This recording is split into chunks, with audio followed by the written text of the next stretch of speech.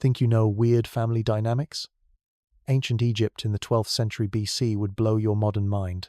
We're talking about pharaohs who didn't just rule empires, they married their own sisters, and sometimes even their daughters. This wasn't some twisted scandal hidden in palace shadows. This was official royal policy, celebrated in temples, carved into monuments, and justified by the gods themselves. Picture this. You're living in 1200 BC, and the most powerful man on earth just announced his wedding. The bride? His sister. The wedding guests? Cheering crowds who see this as the most natural thing in the world. Your stomach might be turning right now, but for ancient Egyptians, this was divine perfection in action. The 12th century BC was Egypt's last gasp of true imperial greatness. The pharaohs of this era controlled territories stretching from Sudan to Syria, commanded armies that made neighboring kingdoms tremble, and built monuments that still leave us speechless today. Yet behind all that power and glory lurked family trees so twisted they'd make a pretzel jealous. These weren't desperate kings making bad decisions. These were calculated political moves wrapped in religious justification, backed by thousands of years of tradition. The pharaohs who practiced royal incest during this period included some of history's most successful rulers. Ramesses II, known as Ramesses the Great, ruled for 66 years and married at least 2 of his own daughters. His reign was so successful that 9 later pharaohs took his name, hoping to capture just a fraction of his legendary power. But why would the most powerful people on earth choose to marry their siblings when they could have literally anyone? The answer reveals a web of politics, religion, and power that makes modern royal scandals look like playground gossip. Let's start with the religious foundation that made this whole system possible. Ancient Egyptians didn't just worship their pharaohs, they believed pharaohs were living gods walking among mortals. Not representatives of gods, not chosen by gods, but actual deities in human form.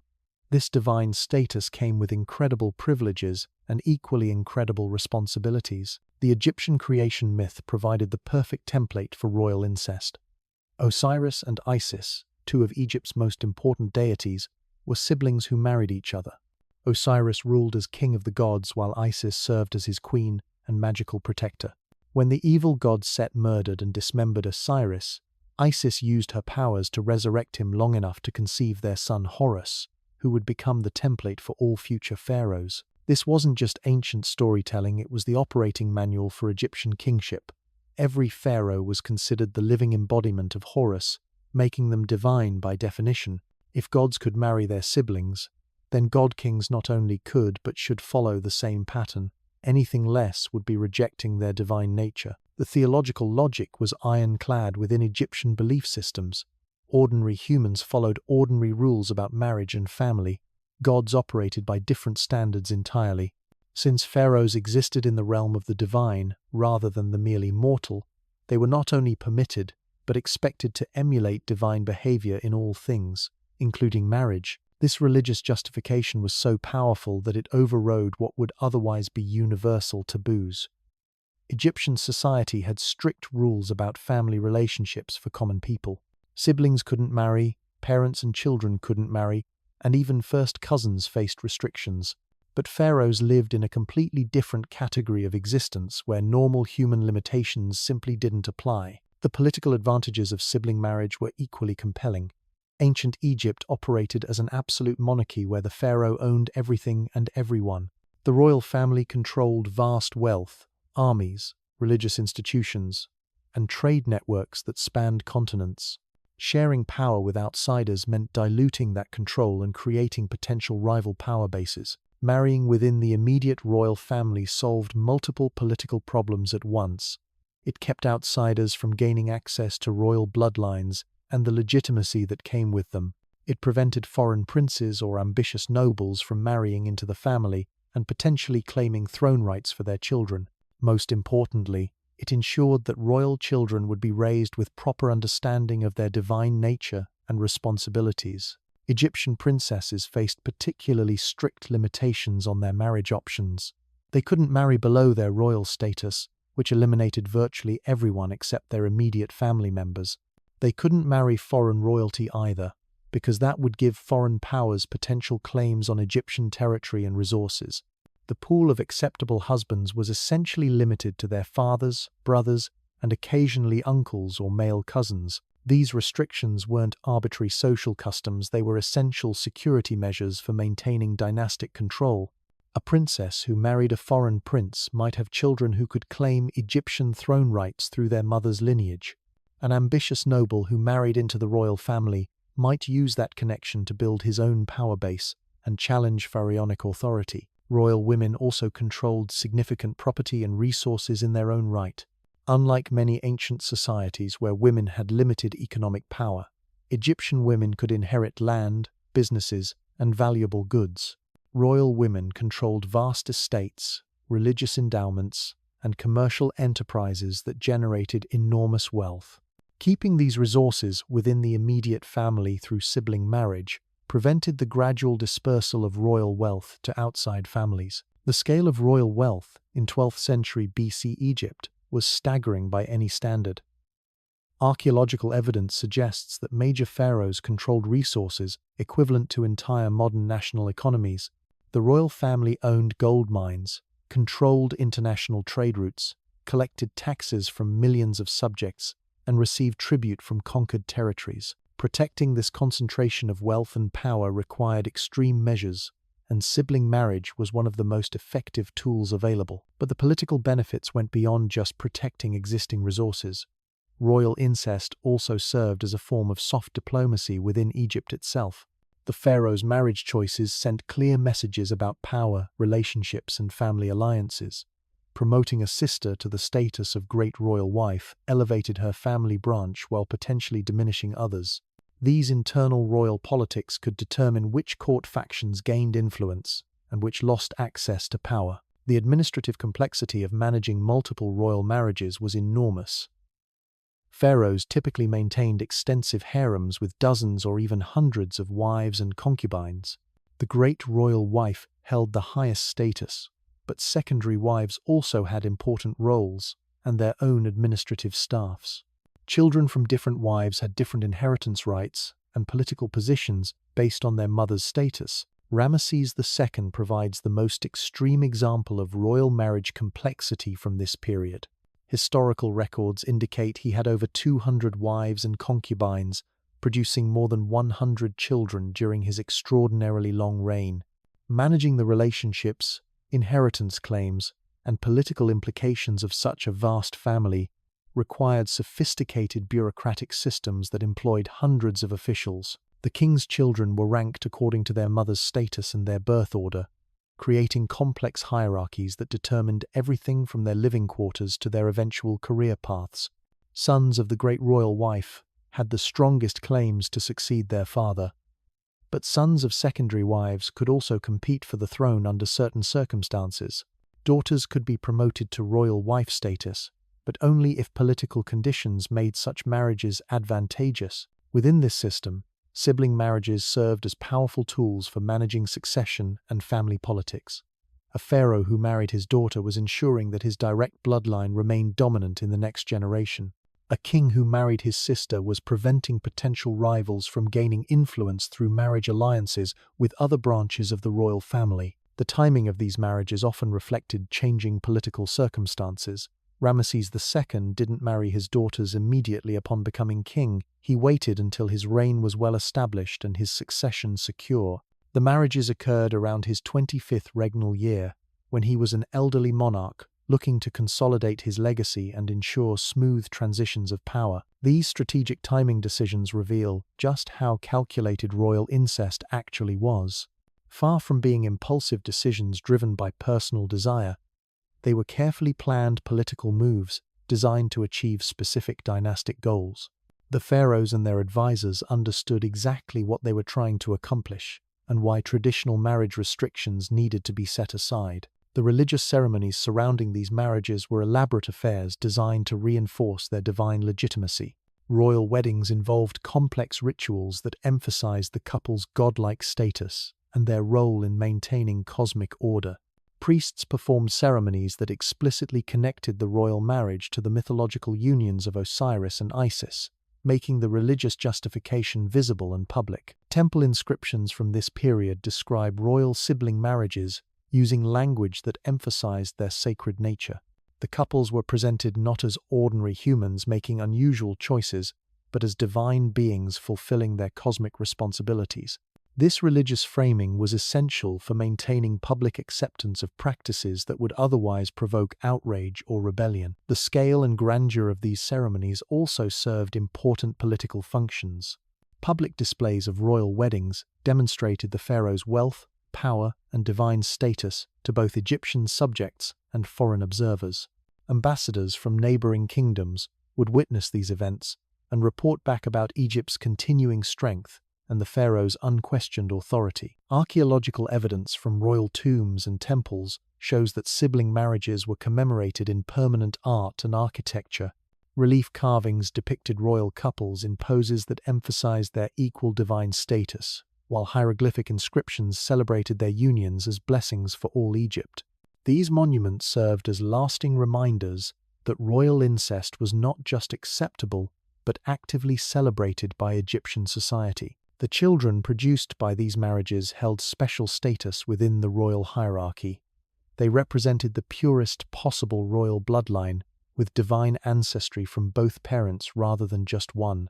This double divine heritage theoretically made them even more suitable for kingship than children from marriages between pharaohs and non-royal wives. However, the genetic reality of repeated inbreeding was creating serious problems that the ancient Egyptians didn't fully understand. Modern scientific analysis of royal mummies has revealed widespread evidence of congenital disorders, bone diseases, and developmental abnormalities that can be directly attributed to sustained incestuous breeding over multiple generations. The most famous victim of royal inbreeding from this era was Tutankhamun, whose mummy tells a story that would horrify modern geneticists. King Tut wasn't from the 12th century BC exactly, but his case perfectly illustrates what centuries of sibling marriages had been doing to Egyptian royal bloodlines.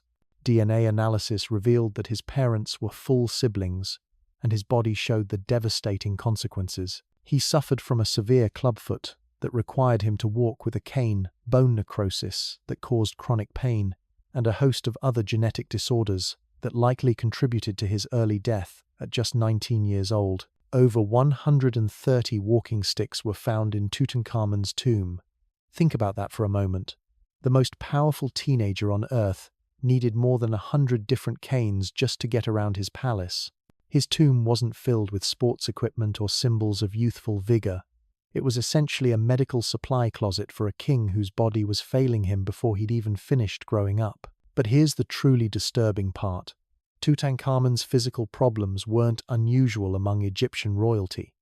They were becoming the norm. Archaeological examination of other royal mummies from this period reveals similar patterns of genetic disorders, skeletal deformities, and premature death. The very practices that were supposed to preserve divine bloodlines were actually destroying them from within. Ramesses II himself, despite his legendary status, showed signs of the genetic toll that royal inbreeding was taking. While he lived to an extraordinary old age for the time period, his mummy reveals evidence of severe arthritis, dental problems, and other health issues that may have been exacerbated by his family's marriage practices. His children fared worse. Many of his sons died before reaching adulthood, and several of his daughters who became his wives died relatively young. The pharaohs and their court physicians had no understanding of genetics or hereditary disease. When royal children were born with deformities or health problems, they attributed these issues to curses, divine displeasure, or the influence of evil spirits. The idea that their own marriage practices might be causing these problems was literally inconceivable within their worldview. Instead of recognizing the medical catastrophe they were creating, the royal family doubled down on incestuous marriages. Each generation of genetic problems was met with even more restrictive marriage policies, designed to keep the bloodline pure. It was a death spiral disguised as divine policy, and it would ultimately contribute to the collapse of the new kingdom itself. The linguistic evidence from this period reveals just how normalized royal incest had become. Egyptian hieroglyphic texts started using the word SNT, traditionally meaning sister, to also mean wife or beloved. This wasn't just poetic language or romantic metaphor. It reflected a society where the roles of sister and wife had literally merged within the royal family. Court documents, religious texts, and even personal letters began treating these dual relationships as perfectly natural. The administrative records from royal harems during this period read like something from a medical nightmare. Officials tracked which royal children were healthy enough for potential marriage arrangements, which ones showed signs of genetic problems, and which bloodlines seemed to produce the strongest offspring. These weren't romantic considerations about love or compatibility. They were breeding calculations applied to human beings who happened to be gods. Bintanath provides one of the most detailed examples of how these systems actually worked in practice. Born to Ramesses II and his wife Isetnofret, she started life as a regular royal daughter with a typical princess's education and upbringing. But as she matured and other royal wives died or fell from favor, her father began considering her for promotion to great royal wife status. The transition from daughter to wife wasn't sudden or scandalous within Egyptian court culture. It was a gradual process that involved changing her titles, expanding her household staff, and slowly increasing her ceremonial roles. By the time the marriage was officially formalized, she had already been functioning as a royal wife in all but name for several years. Bintanath's case also reveals how royal women navigated these complex relationships. She maintained separate titles as both king's daughter and king's wife, acknowledging both roles simultaneously. Her tomb inscriptions describe her fulfilling duties as both a loving daughter who honored her father and a devoted wife who supported her husband, even though these were the same person. The psychological impact of these arrangements on the individuals involved remains largely hidden from historical records. Egyptian royal culture emphasized duty, divine responsibility, and service to the state above personal feelings or individual desires. Royal family members were trained from birth to see themselves as living gods whose personal preferences were secondary to cosmic obligations. But scattered evidence suggests that not everyone embraced these arrangements willingly. Some royal women fled Egypt rather than marry their relatives, seeking refuge in foreign courts or religious institutions. Others appear to have negotiated alternative arrangements, such as ceremonial marriages that weren't consummated or shared wife roles that limited their direct involvement with their royal husbands. The international implications of Egyptian royal incest were equally complex. Foreign diplomats and royal visitors were often shocked by Egyptian marriage practices, viewing them as barbaric or unnatural. Egyptian pharaohs had to carefully manage these cultural differences when negotiating treaties, trade agreements, or military alliances with kingdoms that found their family arrangements disturbing. At the same time, some foreign rulers attempted to copy Egyptian practices, believing that royal incest might grant them similar divine legitimacy and political power. The Ptolemaic dynasty, which ruled Egypt after Alexander the Great's conquest, adopted sibling marriage as a way of legitimizing their rule and connecting themselves to ancient Egyptian traditions. The Ptolemies took royal incest to even greater extremes than their Egyptian predecessors. Cleopatra, the last active pharaoh of Egypt, was the product of nearly 3 centuries of almost exclusive brother-sister marriages. Her family tree was so inbred that she had fewer unique ancestors than most people have great-grandparents. The famous queen who seduced Julius Caesar and Mark Antony was genetically more like their sister than their lover. Economic records from the 12th century BC reveal another dimension of royal marriage politics that modern observers often overlook. Royal wives controlled enormous personal wealth, including landholdings, business enterprises, and religious endowments that generated income independent of their husbands. When pharaohs married their sisters or daughters, they were essentially merging these economic empires under unified family control. A great royal wife might control gold mines in Nubia, trading posts along the Mediterranean coast, and agricultural estates throughout the Nile Valley. Her marriage to her brother or father didn't just create political alliances, it created economic monopolies that concentrated unprecedented wealth and resources under single family management. These economic considerations became particularly important during succession crises. When a pharaoh died, his various wives and children would compete for control of different portions of the royal estate. Siblings who had married each other could present unified claims to inheritance that were much stronger than claims from children of different mothers or wives from different family branches. The religious establishment played a crucial role in legitimizing and perpetuating royal incest throughout this period. High priests and religious officials weren't just passive observers of royal marriage practices, they were active participants who helped design ceremonies, create theological justifications, and manage public opinion about these unusual arrangements. Temple records show that priests developed elaborate theological arguments for why royal incest was not just acceptable but necessary for maintaining cosmic order. They argued that ordinary marriage rules applied only to ordinary humans, while divine beings like pharaohs operated under different spiritual laws that required them to preserve their godlike nature through careful breeding practices. These priests weren't just making up convenient excuses, they genuinely believed they were preserving divine order.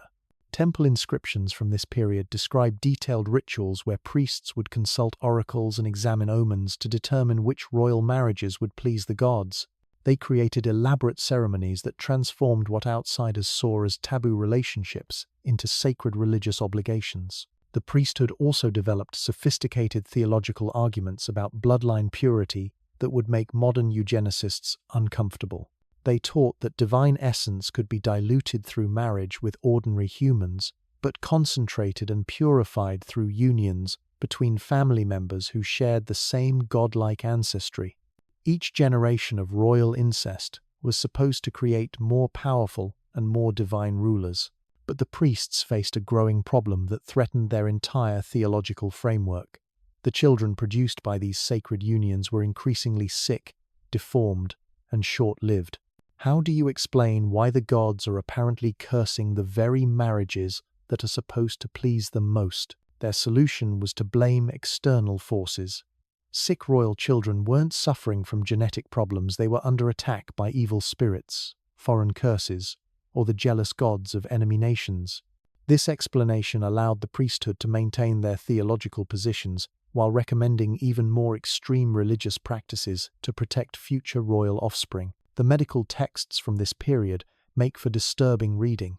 Egyptian physicians developed an entire specialty around treating royal genetic disorders, though they had no understanding of what was actually causing these problems.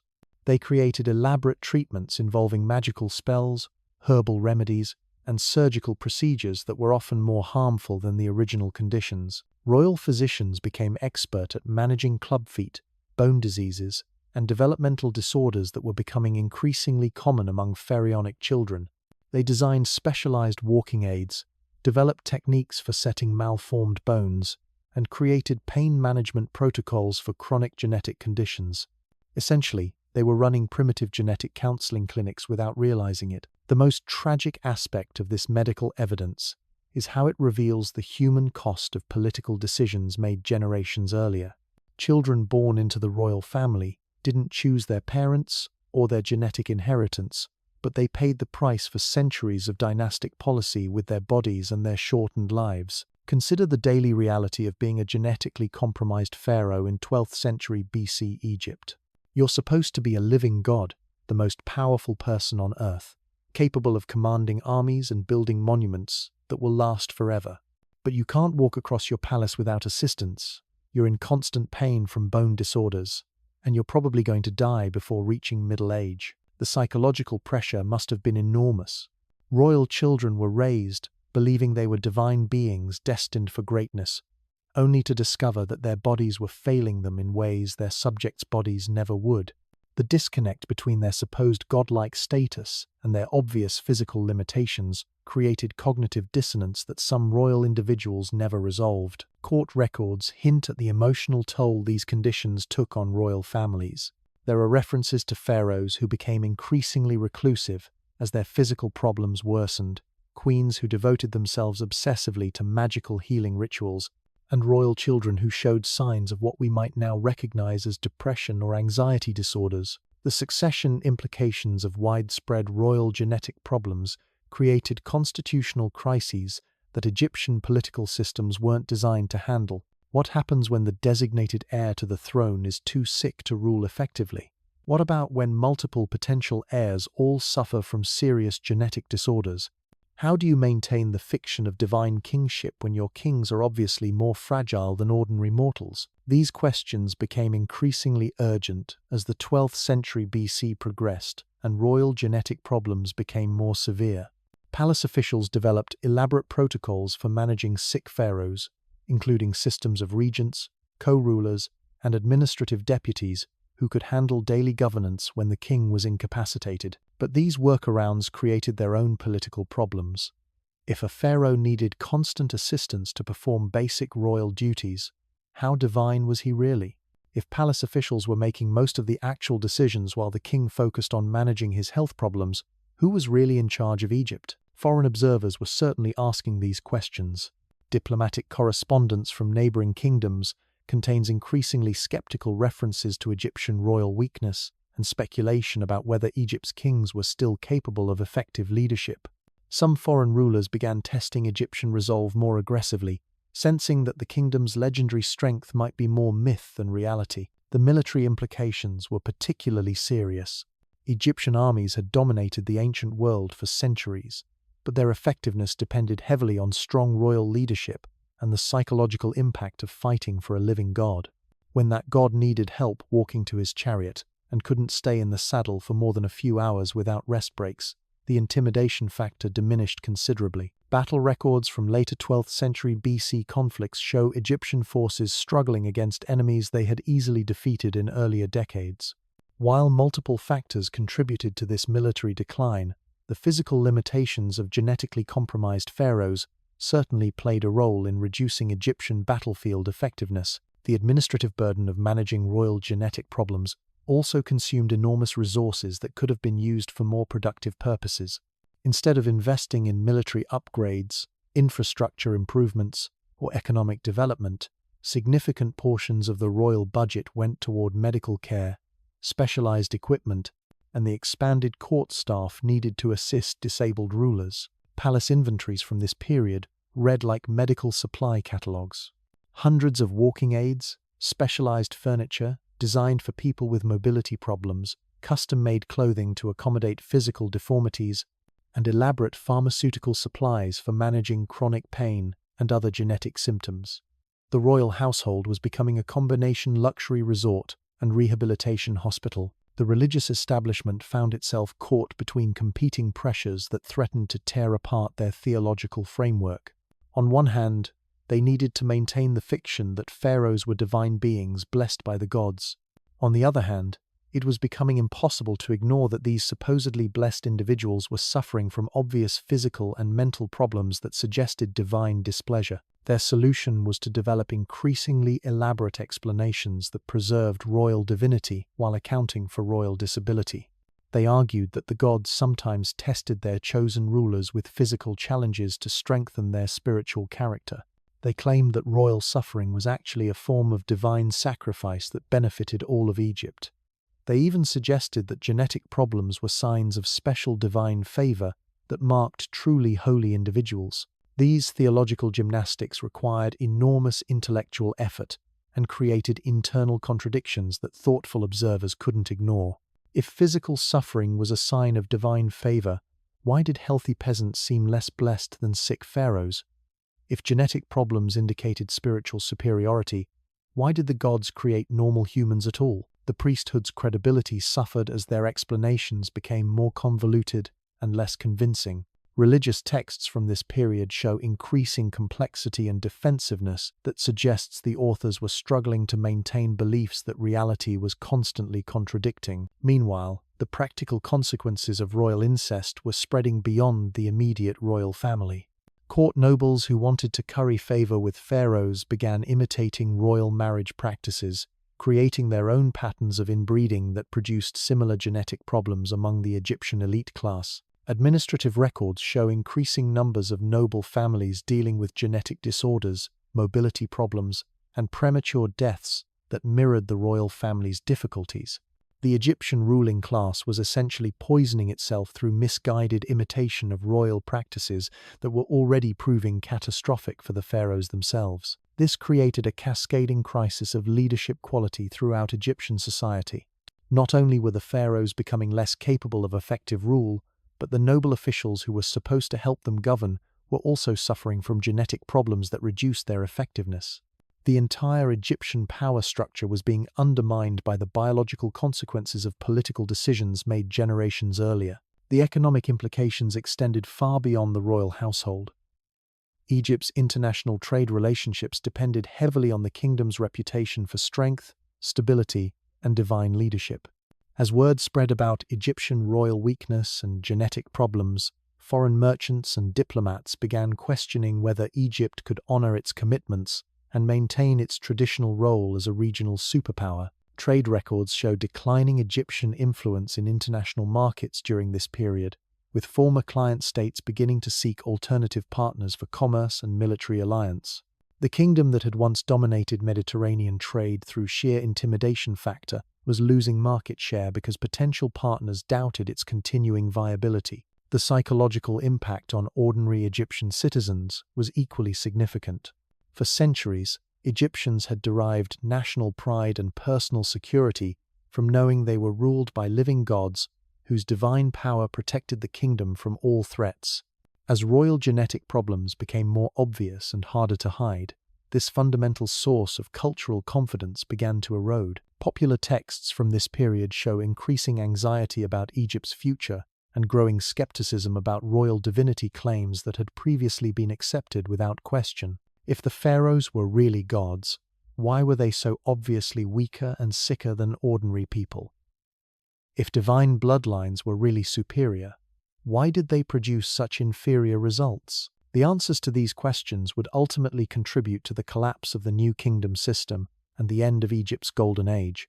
But in the 12th century BC, the full consequences of royal incest were still developing, and the pharaohs continued their disastrous marriage practices even as the evidence mounted that they were destroying their own dynasty. The tragic irony is that the very policies designed to preserve royal power and divine legitimacy were actually undermining both. Each generation of sibling marriages weakened the genetic foundation of Egyptian kingship while creating political and social problems that made effective governance increasingly difficult. Yet the system continued because it was trapped by its own logic. Admitting that royal incest was harmful would require acknowledging that generations of pharaohs had been wrong about fundamental questions of divine will and political necessity. The sunk costs of centuries of theological and political investment made it almost impossible to change course, even as the negative consequences became undeniable. This psychological trap helps explain why intelligent people continued practices that were obviously causing serious problems. They weren't stupid or malicious, they were caught in a system that made rational decision-making nearly impossible because the costs of admitting error were too high to accept. The children born into this system paid the ultimate price for their ancestors' inability to acknowledge mistakes and change direction. They inherited not just thrones and treasures, but genetic damage that would plague them for their entire shortened lives. The divine bloodlines that were supposed to make them superhuman instead made them tragically fragile, and their suffering would echo through Egyptian history long after their individual reigns had ended. The tragedy deepened as the 12th century BC wore on, and the most successful pharaohs became unwitting architects of their dynasty's destruction. Take Ramesses III, the last truly great pharaoh of this era, who ruled from 1186 to 1155 BC.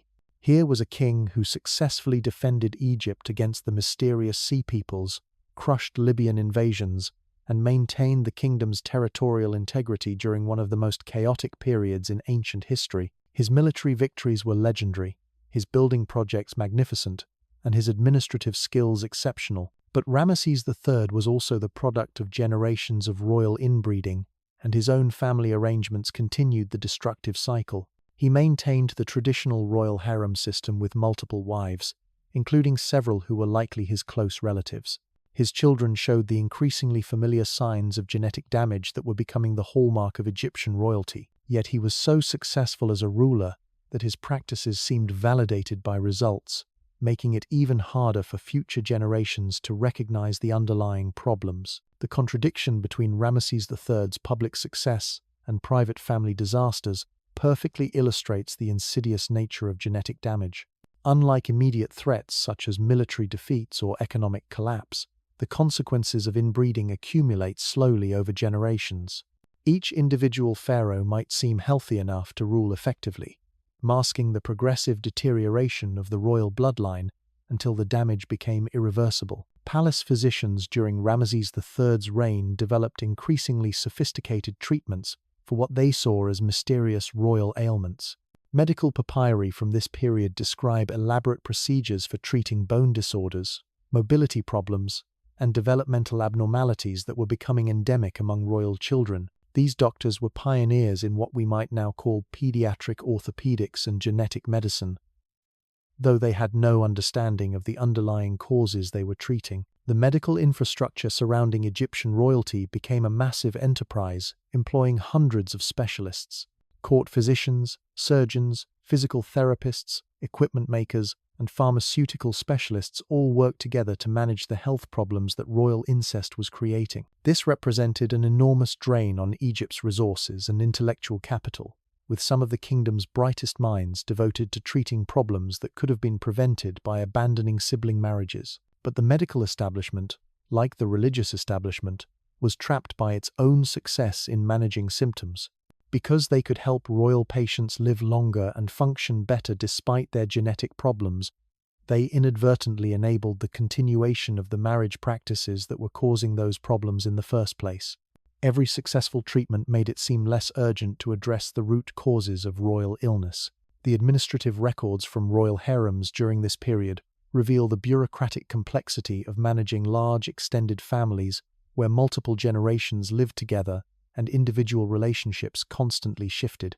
Officials tracked not just marriages and births, but also the changing status of family members as political circumstances evolved.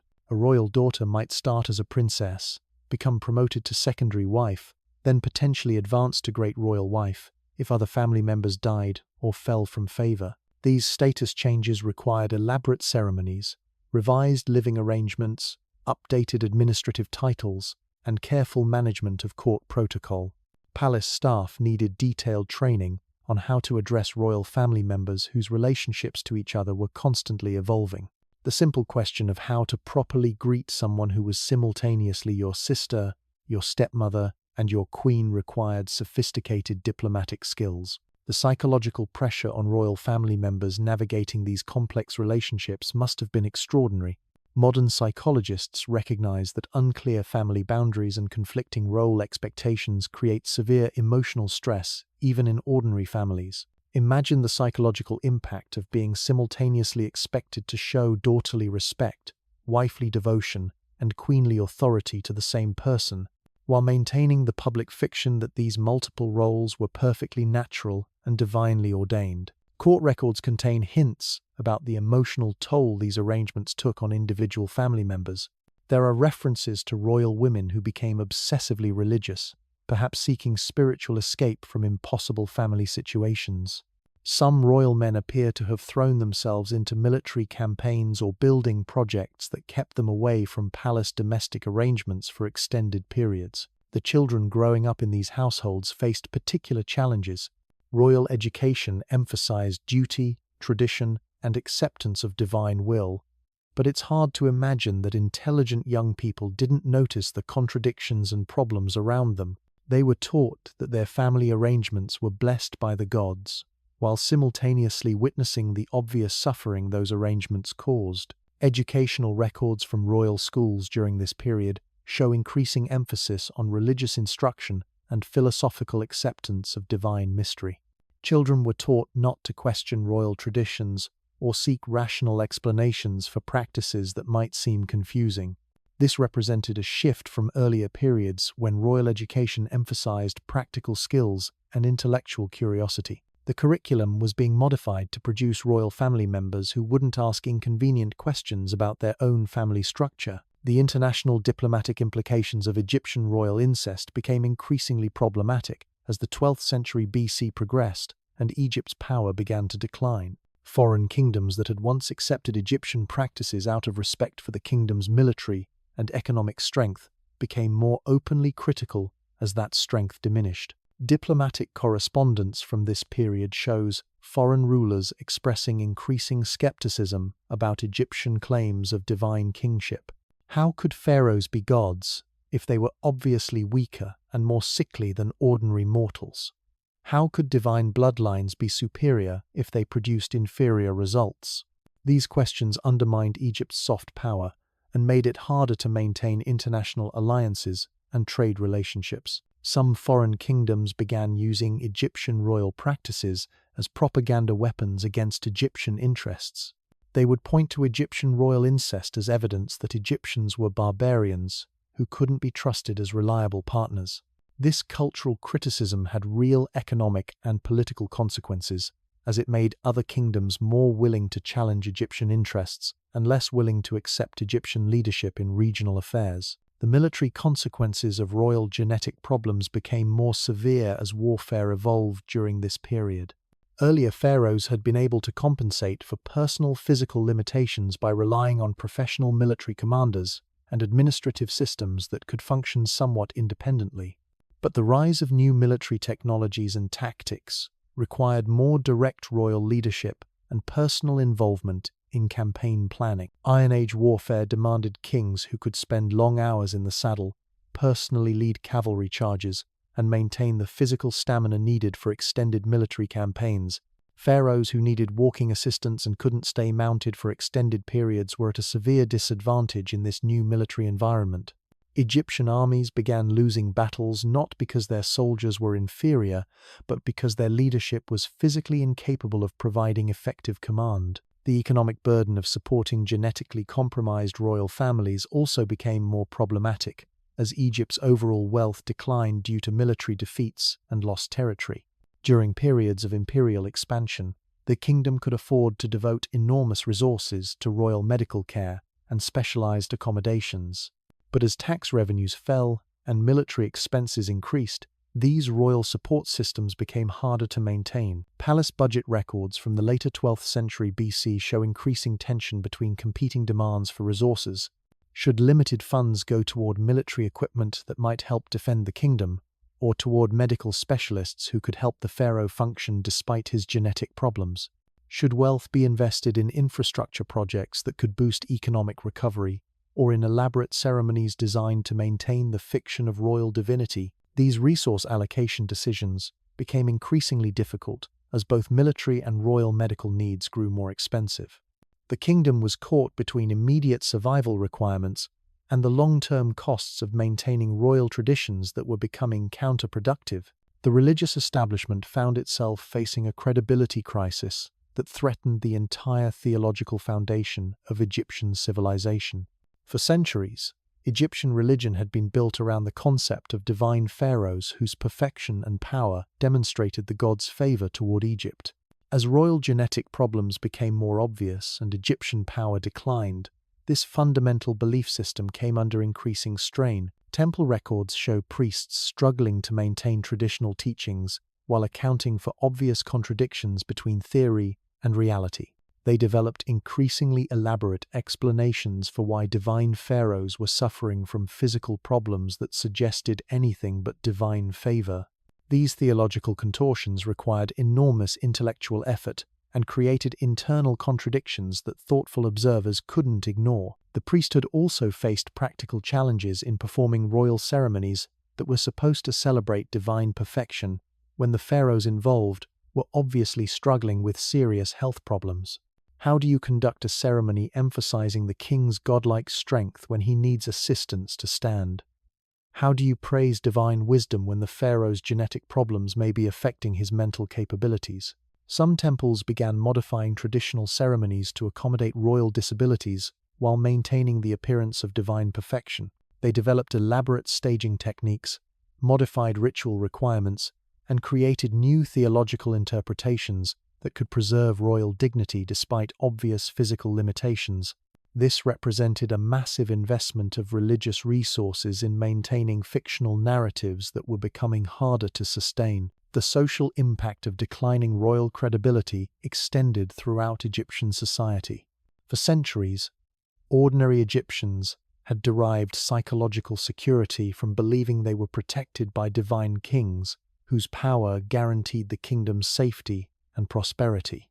As royal weakness became more apparent and Egypt's international position deteriorated, this fundamental source of social stability began to erode. Popular literature from this period shows increasing anxiety about Egypt's future and growing questioning of traditional beliefs about royal divinity.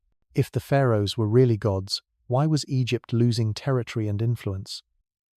If divine bloodlines were really superior, why did they seem to produce such obviously inferior results? These questions created a crisis of confidence that went beyond politics into the realm of fundamental worldview. Egyptians had to choose between maintaining traditional beliefs that reality was contradicting, or accepting new ideas that challenged the entire foundation of their civilization. Either choice involved psychological costs that many people found difficult to accept. The educational system reflected this growing uncertainty.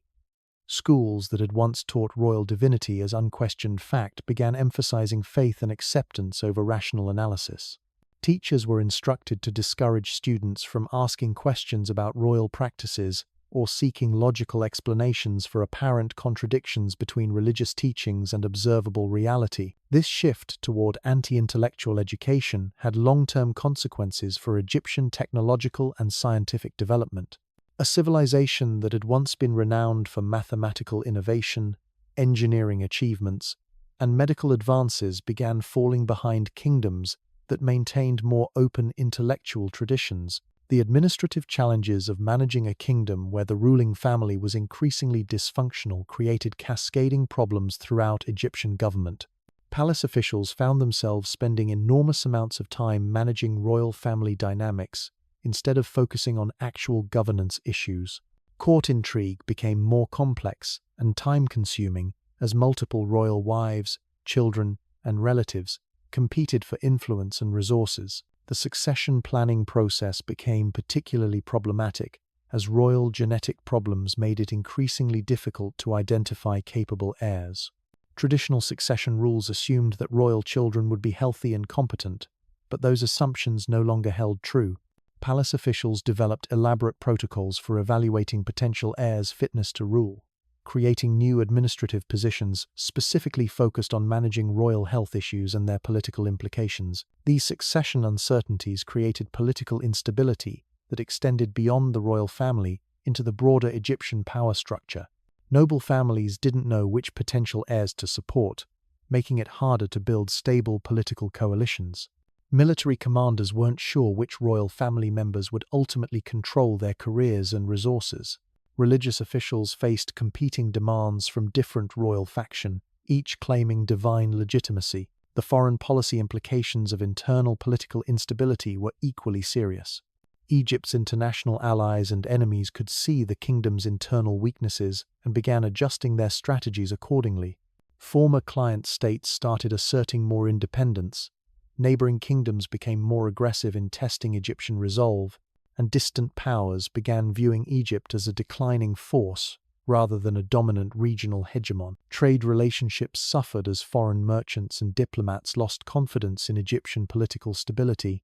Long-term commercial agreements required trust that the kingdom could honor its commitments over extended periods, but the succession uncertainties created by royal genetic problems made such trust increasingly difficult to maintain. The cultural impact of declining royal credibility extended into art, literature, and popular entertainment. Egyptian artists had traditionally created works celebrating royal power and divine authority, but these themes became more difficult to portray convincingly when the subjects were obviously struggling with serious health problems. So there you have it, the twisted tale of Egyptian pharaohs who turned family dinners into wedding receptions. What started as religious devotion and political genius ended up destroying the very bloodlines it was meant to protect. These god-kings traded long-term survival for short-term power, creating a genetic time bomb that would ultimately explode their entire civilization. The next time someone complains about awkward family gatherings, just remember at least nobody's marrying their sister.